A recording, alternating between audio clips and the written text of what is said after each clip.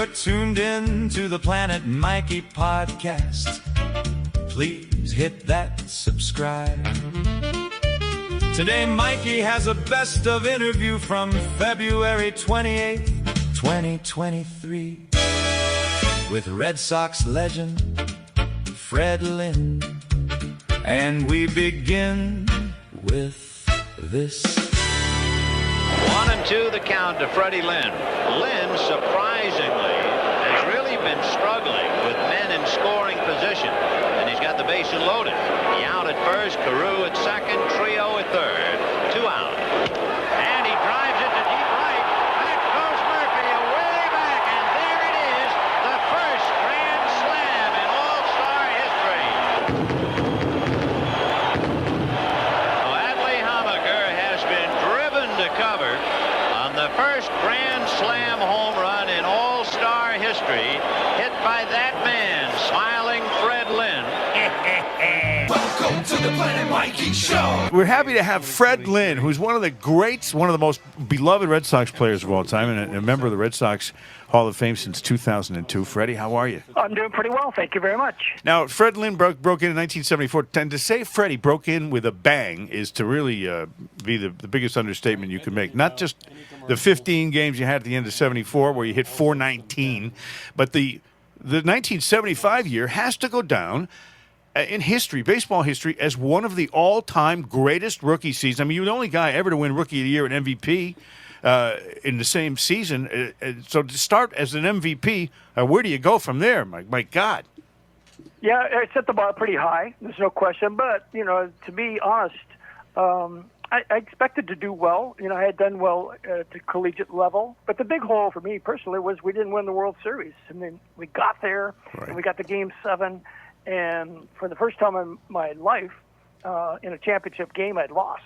So I thought about, I didn't really think about the awards. I thought about that loss in the offseason.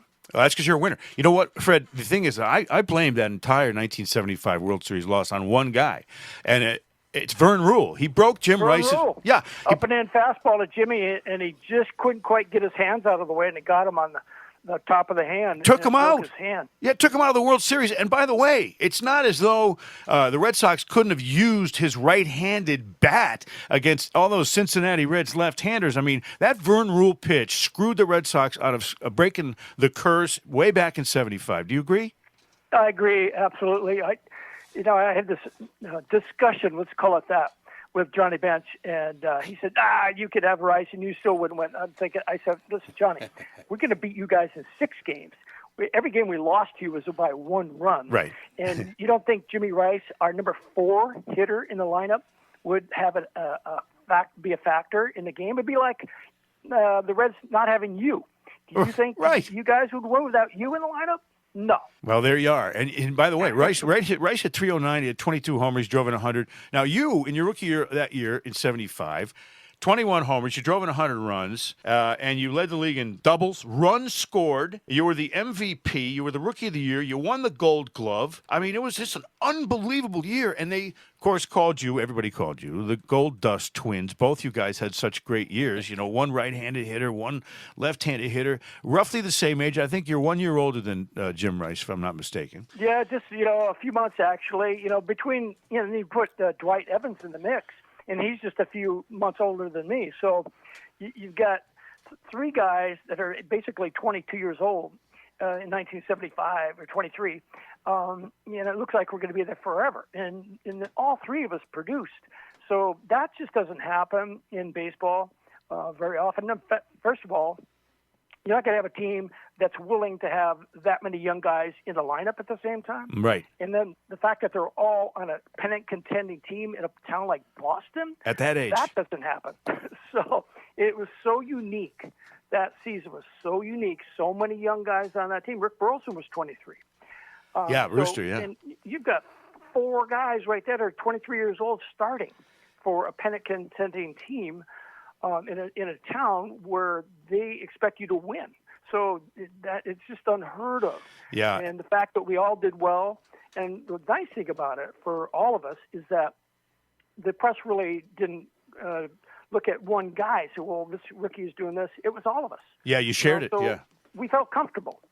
Now, how is Rooster doing? Rooster, I loved Rooster because he was a red-ass shortstop, and he played so hard. And I'll tell you, did he have a gun at shortstop or what, Fred? Yeah, he had probably, pound for pound, he definitely had the best arm in the American League. And I'll tell you a couple quick stories about Rooster. Firstly, I went to a high school just outside of L.A., and so did he. We played against each other in football.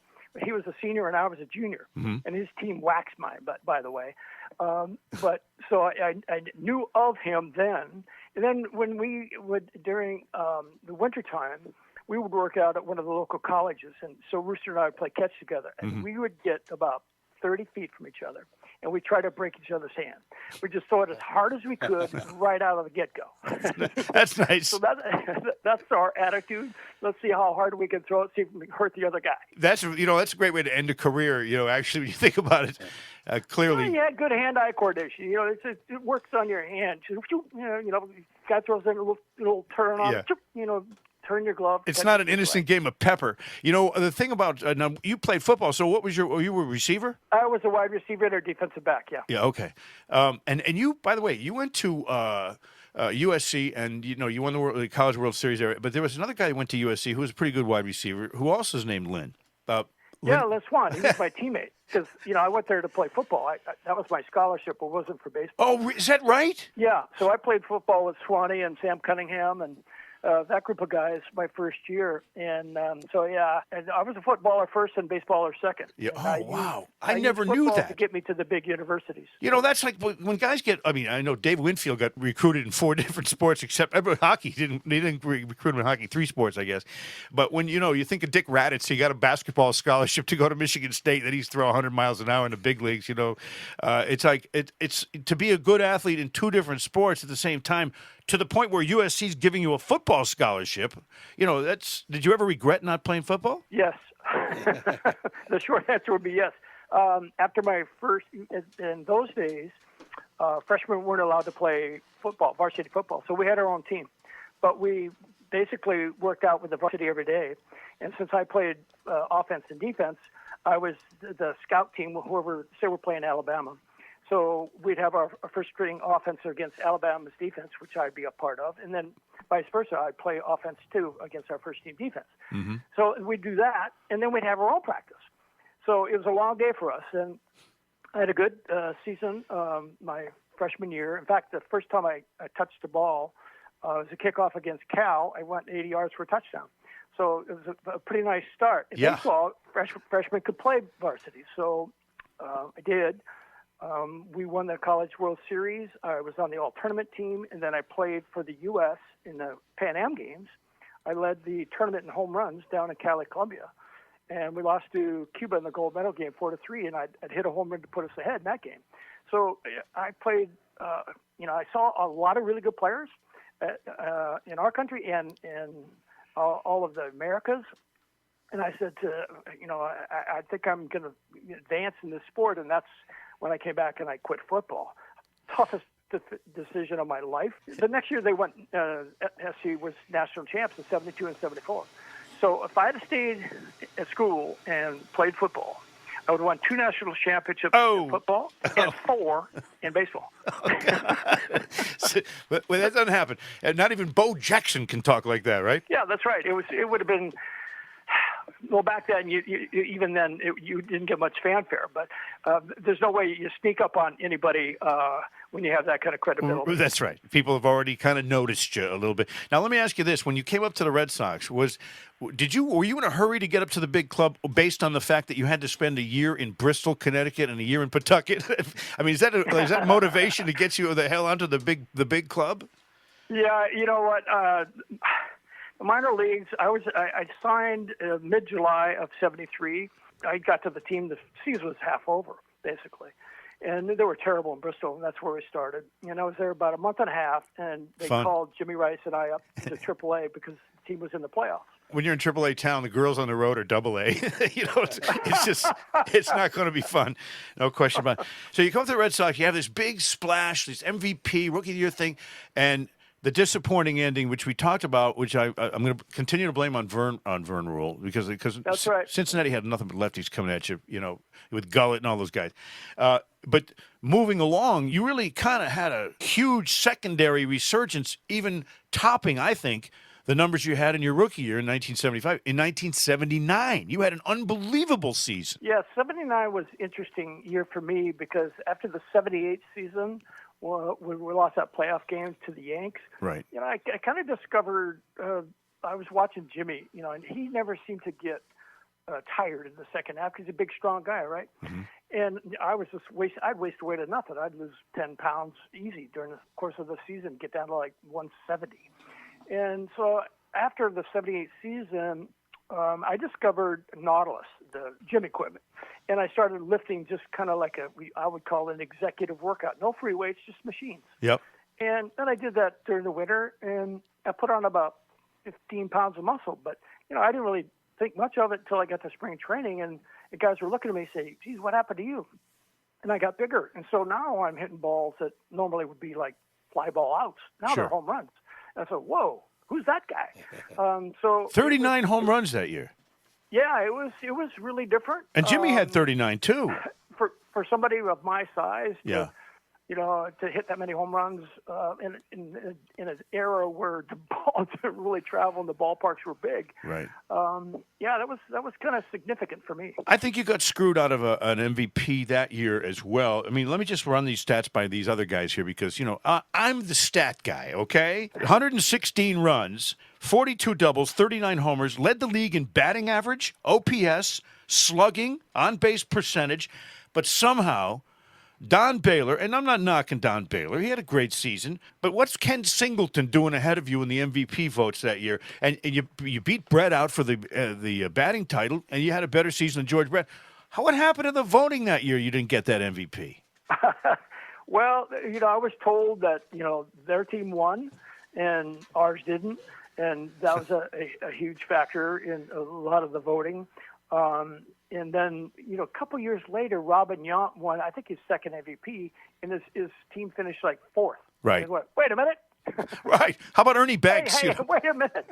Well, the thing that bothered me the most, Donnie was my teammate when we went to Anaheim, Yep. in California, and I love the guy. Good guy. But he was a DH.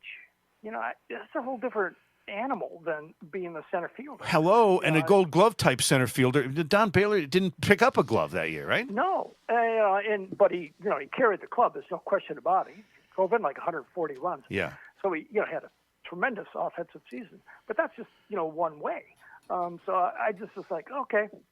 He looked at me when he could have laughed when we got together. We're taking some pictures because we're all MVPs, and somebody else said, Donnie, are you sure you're an MVP? Well, I mean, it's inexplicable to me. The DH, with all due respect to the guys that have done a great job, Big Papi is another one who have carried the team to glory based on just swinging bat. But Harold Baines made the Hall of Fame, and he didn't pick up a glove. And you got all these Gold Gloves. I say the same thing when Dwight Evans was on with us. I said, Dwight, you got 8 Gold Gloves. And people are not considering the 387 home runs he hit on the proper level. He got ignored for Hall of Fame voting, which made me sick. It's really difficult to compare eras, and the game has changed so much since the time that the three of us played. And statistics they're skewed a little differently, and there's so many more statistics than there ever was before. And to be honest, I don't even know what some of them mean. Yeah.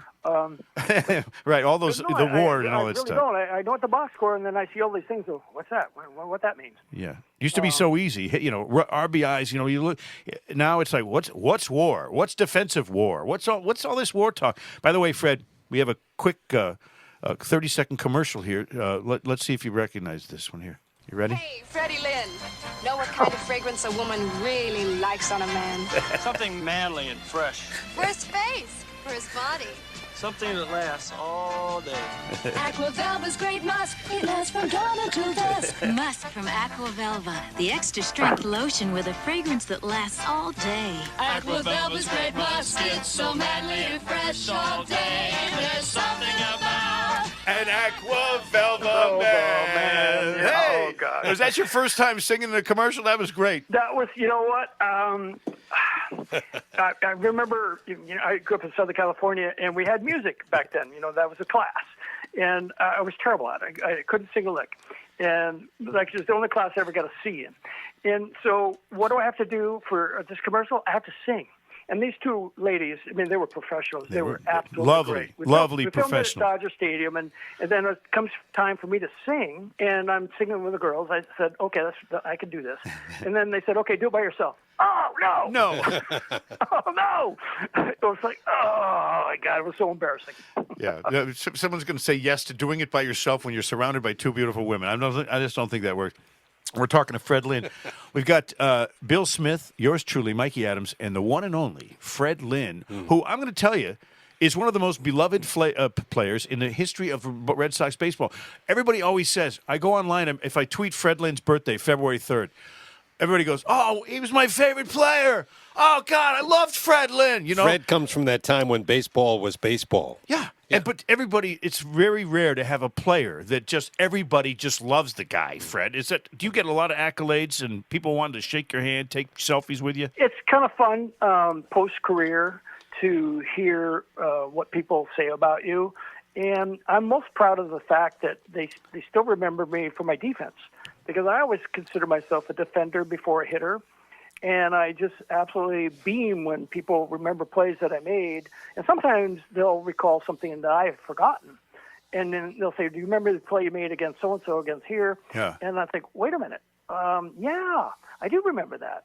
And thanks for reminding me. But that makes me more proud than anything else is when people recognize the fact that, I played all out.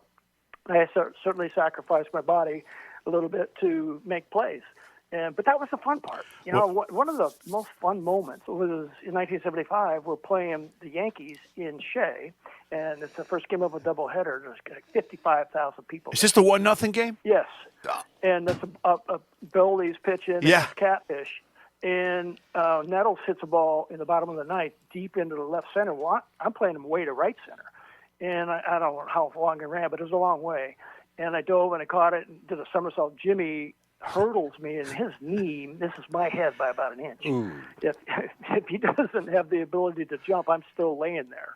But anyway, I make that catch, and 55,000 people went silent. It was so cool. It was one of the highlights of my career, making 55,000 people be quiet. And my guess is Bill Lee bought all the beers that night. It's just a guess. Yeah, he was pretty happy. I guess he still talks about it. He still talks about that catch. We're both Trojans, so when he's on the mound, maybe I played better. I don't know. Yeah, he won a College World Series at USC as well. So now, you talked about the postseason, and the Red Sox, didn't beat the Reds, but you had a tremendous ALCS. We beat the defending champs. Yeah, Oakland. The Oakland A's, they were heavily favored. Who are these young upstarts? But, you have a lifetime 407 postseason batting average, which, it's just 1 point higher than Ted Williams' 406 in 1941. Pretty good overall average for the postseason activity. Now, I got to ask you this because a bad date in Red Sox history for Red Sox fans was January 23rd, 1981. Fred Lynn, as mentioned, one of the most beloved Red Sox players ever, and everybody's favorite player, gets traded to the California Angels. And Joe Rudy was involved in the trade, but he was way past his prime. And Frank Tanana, who Bill Lee says Frank Tanana is the only guy who threw 90 in the 70s and 70 in the 90s. You got traded for both those guys, and you're off to the Angels. And not you, because it wasn't your choice. Broken-hearted Red Sox fans, Fred. Yeah, that was a tough deal all the way around. There was a lot of things going on at the time. With the Sox front office, and just the handwriting was on the wall. They just wanted to unload us. Carlton Fisk was in that, and so was Rick Burleson. Right. So the three of us. It wasn't just me. Oh. You took your shortstop and your catcher and your center fielder, and you got rid of them. You gutted the team, basically, right up the middle. What? mean, who does that? That's the bread and butter of your defense. Whoa, who does that? Who pulled the trigger on it? Was it Haywood Sullivan? Who was it? He was the GM at the time. I think he got his marching orders higher up from that. Yeah, but, right. You know, that's just one of those things. I really didn't have any control over that. I mean, I love playing in Fenway. I love the fact that the fans were right there on top of you. And, you know, and I love the intensity of the crowd. I mean, if you went to Fenway Park and you weren't quite ready mentally, you better be, because as soon as you stepped on that field, they expect you to do great things. Right. And if you didn't, they let you know, and that's okay. That's okay. They knew their game. So consequently, when I stepped on the field in Fenway, I was ready to go. It's just a great delight. It was so much fun to play there. Well, what was fun too is to watch the pitchers try to deal with your ability to cover the plate, and if they go out the outside corner on you, you know, I mean, obviously they come inside, you're going to pull the ball and hit it hard. But when they go outside corner, you had a way. It wasn't like slapping at the ball, but you'd reach out and just smack it off that wall like a tennis volley. You know, it was really fun to watch because they couldn't dick around with you that way and say, "Oh, I'll go to the outside corner, then I'll ground it to third or short." No, you'd slap it off the wall, inevitably. You know what happened? You know, when I first got there, you know, our dugout's on the first base side, and I'm 21 when I get there, and I look out there and I see that wall. I say, "Whoa, that thing looks like it's close." And so I was a dead pull hitter. I never hit a ball to left field, like, ever. It was a total mistake if I did. It wasn't too long into the season, I said, I got to figure out how to hit the ball over there. And what I started doing is I started pulling my hands inside, and so that the barrel of the bat lags through the zone. And even though my hands are out front, the barrel of the bat's still in the hitting zone, and it goes to left field with power. Right. That's the deal, with power. So I could take an inside pitch, and I had two options. If they beat me a little bit, I could go the other way, or I could go out in front and hook it. Now, the outside ball, if it didn't have enough on it, I could hook that too, or I could go the other way. So, yeah, it was really difficult to figure out for a pitcher in Fenway because I had so many options available to me because I learned how to do that. And it used to drive me crazy with the shift thing where guys, I keep hearing it all the time, well, how would you hit a 95-mile-an-hour fastball the other way? Well, I know how. You practice. You do it in BP and make sure you get the fundamentals down, and then it'll come naturally to you. It can work. Well, now they banned the shift, so I don't have to worry about it. But, you know, it was a great ballpark for a left-handed hitter that could go the other way. Huge advantage if you could take advantage of it. You know, the Gold Glove part of your career is one because you know, center field is particularly difficult because it's hard to discern where the ball's going off the bat. You were really good at taking a look at it, then turning around, like turning your back to the plate, running to the spot where the ball was going to, and being there and making it look really kind of easy. And it clearly isn't. I mean, we talk about guys like Jackie Bradley Jr., Jimmy Pearsall, Paul Blair, Willie Mays, you know, any of the great center fielders of all time. And it didn't always look easy. They got the job done, let's be clear.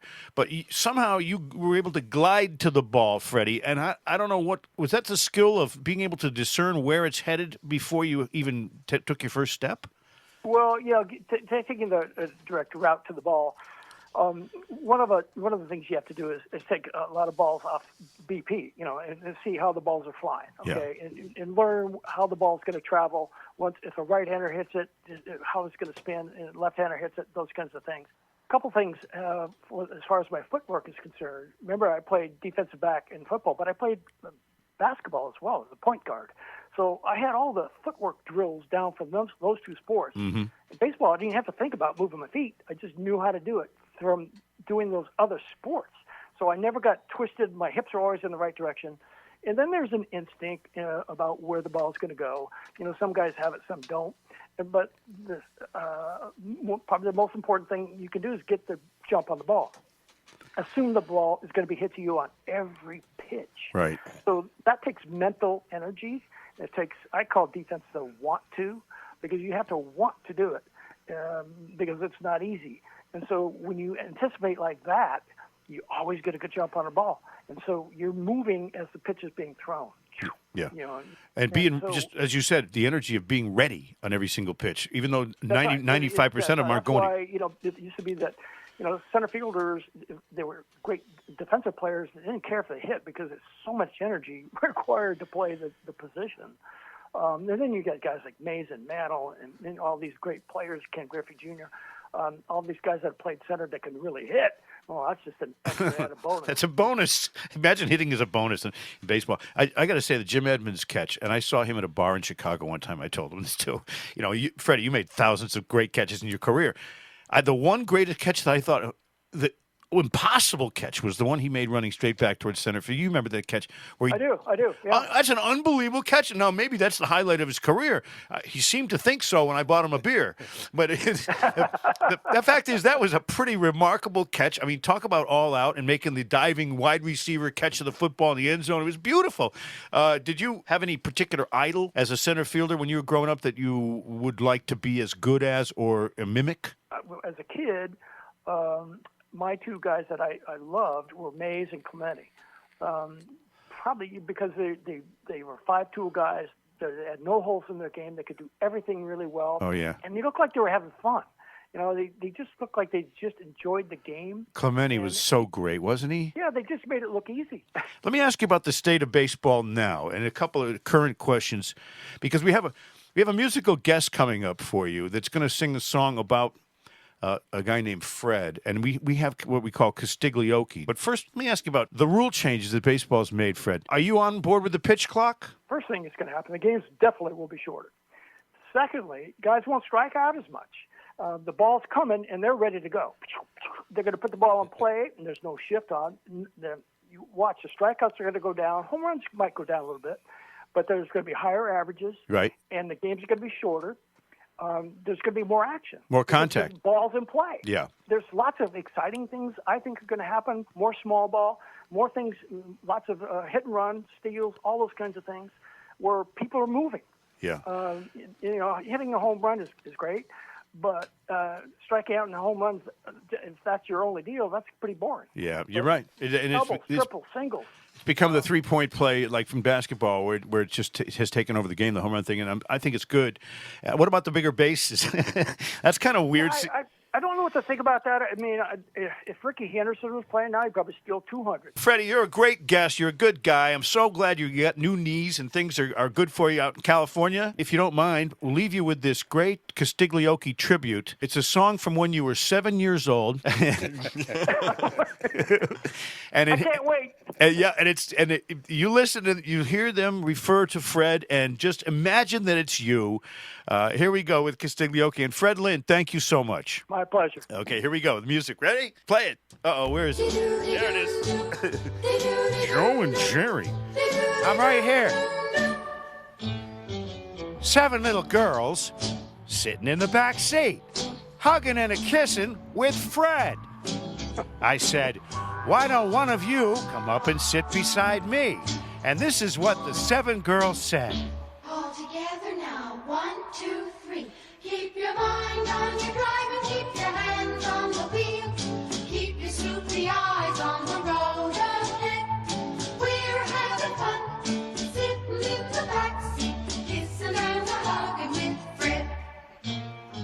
Drove through the town, Joe. Drove through the country. Showed him how a motor could go. I said, how do you like my triple carburetor? And one of them whispered down low. All together now, 1, 2, 3. Keep your mind on your drive and keep your hands on the wheel. Keep your snoopy eyes on the road ahead. We're having fun, sitting in the backseat, kissing and hugging. Red Fred! Shadooby I remember dooby. that. Shadooby dooby doo doo.